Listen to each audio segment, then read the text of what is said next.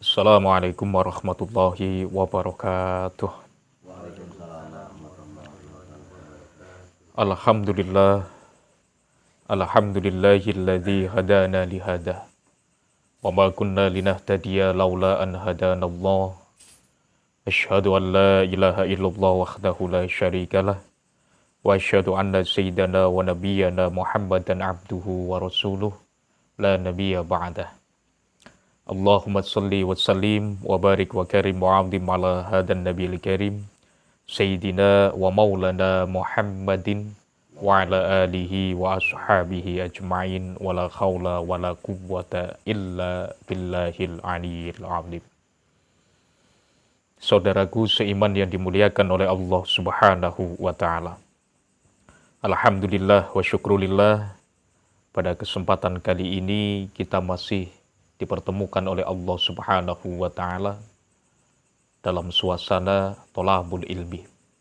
Sekali lagi mudah-mudahan Allah Subhanahu wa taala memberikan ilmu yang bermanfaat kepada kita semua, fiddin wa dunya ilal akhirah. Allahumma amin ya rabbal alamin. Saudaraku seiman yang dimuliakan oleh Allah Subhanahu wa taala, pada kesempatan kali ini izinkanlah kami menyampaikan yaitu hadis Rasulullah Muhammad sallallahu alaihi wasallam yang diriwayatkan dari Abi Sa'id Al-Khudri radhiyallahu taala anhu. Rasulullah Muhammad sallallahu alaihi wasallam sewaktu-waktu didatangi oleh seorang lelaki dari kalangan sahabat Nabi Muhammad sallallahu alaihi wasallam. Dalam hadis ini disebut rajulun, tidak disebut yaitu nama daripada sahabat tersebut. Pada pertemuan dengan Rasulullah Muhammad sallallahu alaihi wasallam, lelaki ini meminta satu wasiat kepada Rasulullah Muhammad sallallahu alaihi wasallam. Apa kata lelaki ini? Ya Nabi, berikanlah wasiat kepadaku. Maka Rasulullah sallallahu alaihi wasallam menjawab, qala alaika bitaqwallah fa innaha jima'un kulli khairin wa alaika bil jihadi fa innahu rahbaniyatul muslimin. Rasulullah Muhammad sallallahu alaihi wasallam berwasiat kepada lelaki tersebut. Alaika bitaqwallah, jadilah kamu, kata Nabi, jadilah kamu orang yang selalu bertakwa kepada Allah Subhanahu wa taala. Fa innaha jima'un kulli khairin, maka sesungguhnya takwa kepada Allah Subhanahu wa taala itu bisa menjadi asbab, menjadi jembatan atas segala bentuk kebaikan. Rasulullah Muhammad sallallahu alaihi wasallam berwasiat ke yang kedua kalinya, yaitu wa alaika bil jihad fa innahu rahbaniyatul muslimin. Dan jadilah engkau selalu dan selalu untuk senantiasa berjihad, karena sesungguhnya jihad ini menjadi rahbaniyatul muslimin, harga matinya orang Islam, kehormatannya orang Islam. Hadirin saudaraku seiman yang dimuliakan oleh Allah Subhanahu wa taala. Hadis ini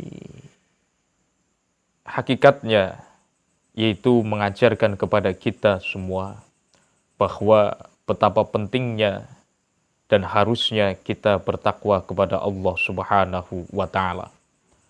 Karena sesungguhnya hanya dengan takwalah segala bentuk kebaikan-kebaikan akan berpihak kepada kita. Tetapi sebaliknya, siapa orang yang jauh dari Allah Subhanahu wa taala, enggan menjalankan perintah-perintahnya, malah lebih cenderung ia asik, ia terlena dalam bentuk kemaksiatan ataupun dosa, maka jangankan sedikit ataupun banyak kebaikan, sama sekali tidak ada kebaikan pada dirinya.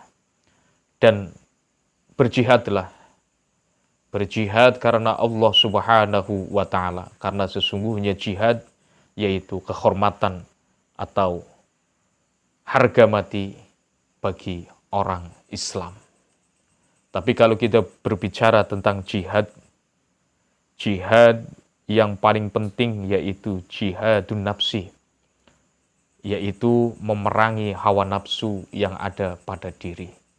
Siapa yang mampu memerangi hawa nafsu yang ada pada diri, nafsu yang tidak baik, maka ialah orang muslim yang menang di dalam jihadnya.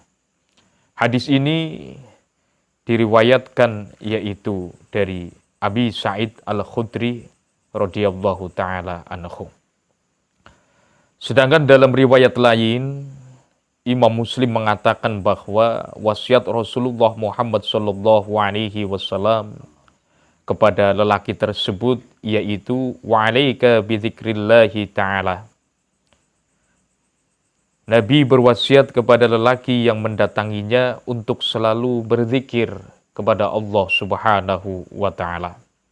Wa tilawatil Quran, dan senantiasa melantunkan atau membaca ayat-ayat suci Al-Quran. Fa innahu nurul laka fil ardi wa dzukira laka fis sama.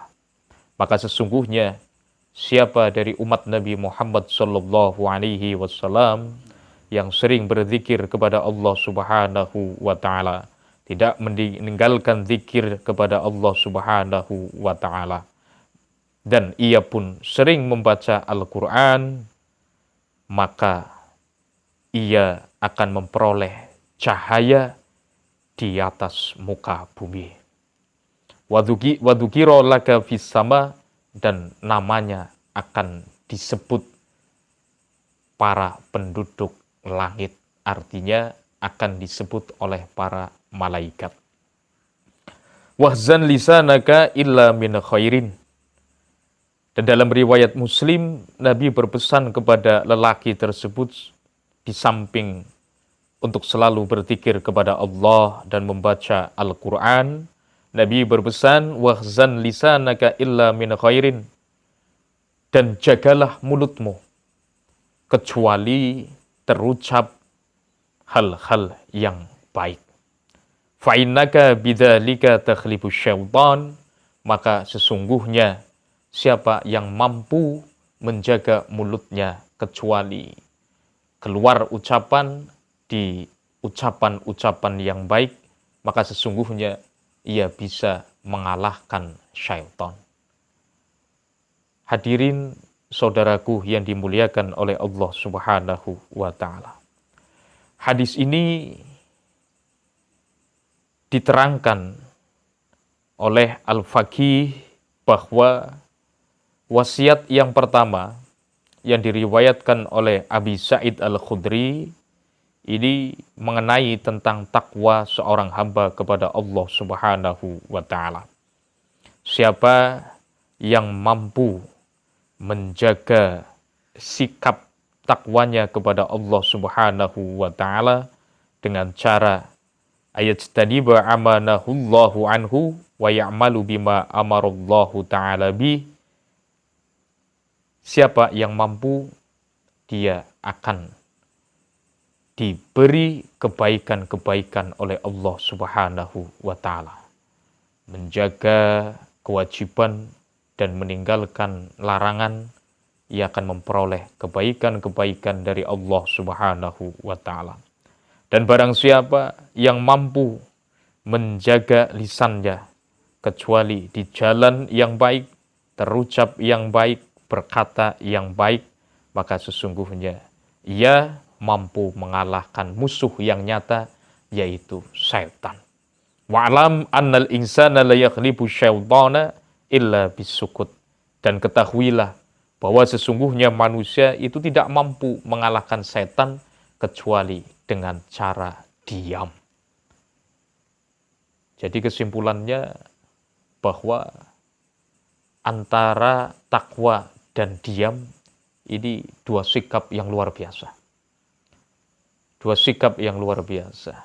takwa pada jati diri seorang hamba, ya, ia insya Allah akan diberi kebaikan-kebaikan oleh Allah Subhanahu wa Ta'ala, dan ia diam daripada ia terucap, daripada ia berkata yang tidak baik, maka sesungguhnya ia mampu menundukkan, bahkan mengalahkan musuh yang nyata, yaitu setan laknatullah alaih. Hadirin saudaraku yang dimuliakan oleh Allah Subhanahu wa Ta'ala, singkat kami sampaikan, mudah-mudahan bermanfaat. Mari kita tutup dengan pembacaan sholawat. Allahumma sholli ala Sayyidina Muhammad wa ala ali Sayyidina Muhammad. Wallahul muwaffiq ila aqwamit thoriq wal afu minkum. Assalamualaikum warahmatullahi wabarakatuh.